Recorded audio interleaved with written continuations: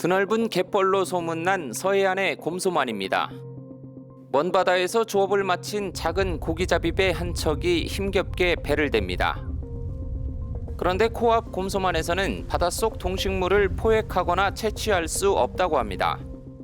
영세잖아요, 어민들은. 그러니까 그런 분들 위해서 배 안에서 이쪽 안에서도 할 수 있게끔 풀어줬으면 좋죠. 이게 우리나라 법이 수산업법이 옛날 일제시대부터 대했던 법들이 그대로 오는데 실질적으로 우리 그 바다에 맞게 실적에 맞게 이 법도 개정을 해야 되는데 그러질 않아요. 공무원들은 그냥 탁상공론 책상에서만 이론적으로만. 곰소만은 지난 1964년 수산자원 보호를 위해 포획 채취 금지 구역으로 설정됐기 때문입니다. 당시 정부는 전국 21개 만 가운데 9,900헥타에 이르는 곰소만만 제재했습니다. 양식업 허가를 받은 일부 어민을 제외한 나머지 주민은 무려 50년 넘게 수산물 일체를 잡지 못하고 있습니다. 조상 대대 고기잡이로 생계를 유지했던 걸 생각하면 납득하기 어렵다고 하소연합니다. 조금이나 이런 거 요즘은 금어기가 많아요. 꽃게 같은 것도 금어기가 기간별로 있는 거고 안에서 어장을 해서 먹고 사는 사람은 힘들지. 소형 선박들인데 그렇지 않으면 멀리 나가야 되잖아. 저 밖으로만 나가면 여기 안 하고 저기 밖에 하고는 천지 차이예요. 뭐 조그마한 배들은 나갈 수도 없는.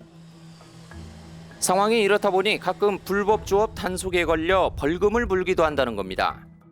제 뒤로 보이는 곳이 곰소만이고 배들이 정박한 이곳은 곰소항입니다. 이 지역 주 수입원은 어업과 관광업인데 어민은 500여 명, 배는 250척에 이를 것으로 추산됩니다. 그렇지만 4월부터 10월까지 모든 고기나 조개류를 잡을 수 없기 때문에 포획 금지 구역을 풀어달라고 수년째 요구하고 있습니다. 현행법으로 규제하는 건 이뿐만이 아닙니다. 새꼬막과 같은 조개류를 양식하고 캐는 어민은 실제 비용 대비 효율이 높은 도구를 사용하게 해달라고 호소합니다. 새꼬막 양식은 이제 물속에 있단 말이에요. 예, 그렇죠. 그러면 저 등에 있는 것은 이 갈구리로 사람들이 잡을 수가 있는데 물속에 있는 건 뭘로 잡아요? 법에서는 근데 다른 걸 우리가 개발해가지고 만들면은 불법이라고 그런단 말이에요. 우리는 실제로 우리한테 맞게 실적에 맞게 우리가 개발을 하고 한단 말이에요. 하지만 규정에 따라 정해진 어구만 써야 하기 때문에 불편이 이만저만이 아니라는 겁니다. 여자만이나 동양만 같은 데는 거기는 성망 허가가 나버리니까 누가 뭐 이러고 저러고 할 것도 없는데 여기 같은 경우는 그런 것들이 안 나고 하니까 안 내주고 하니까 그렇기 때문에 애로가 굉장히 많았어요. 포획 채취 금지 구역을 풀기 위한 정부와 지자체의 움직임은 수년째 있었습니다.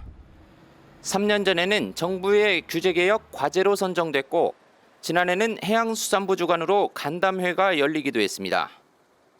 그러나 여전히 지지부진하고 성과를 거둘 수 있을지도 미지수입니다. 그거를 개정하기 위해서 도청 거치고 해수부에다가 지금 건의까지는 올라갔고 해수부에서 그거를 제한을 풀기 위해서 이 국립수산과학원의 용역을 진행 중이고요. 게다가 엎친 데 덮친 격으로 코로나19까지 장기화하면서 이 지역 경제는 더 어려워지고 있습니다. 여기는 밭도 없고 눈도 없고 이것만 먹고 사는데 손님이 안 들고 힘들지. 뭐 먹고 살고 있어야지. 이거 아니면은 힘들어요. 사실 힘들어요. 다 심하고 하니까 이모들이나 사모님 엄마들 다 힘들지. 어떻게 해야 될까 생각하면 장사를 계속 해야 되나 말아요. 생계 불안에 지쳐가는 주민들은 여전히 정부와 지자체만 믿고 기다리는 상황. 주민 불편과 부담을 주고 지역 경제에 제약이 되는 규제에 대한 속도감 있는 처리가 필요해 보입니다. 민원 25 정명기입니다.